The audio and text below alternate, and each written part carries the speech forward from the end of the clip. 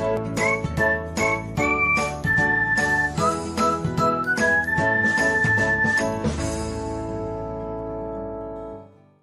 everyone, welcome back to another episode of Technologyglance.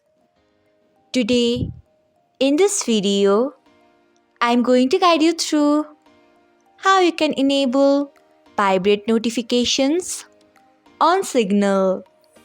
So, let's get started.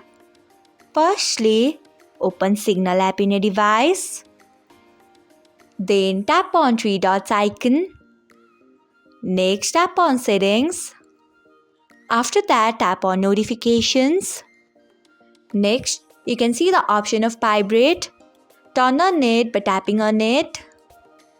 So, this is how you can enable Vibrate notifications on Signal. Thanks for watching. If you found this guide helpful, we would love it if you hit the thumbs up button below. We upload great new tech tutorials like this one every day. So, do not forget to subscribe to our channel and hit the bell icon so that you will never miss another update.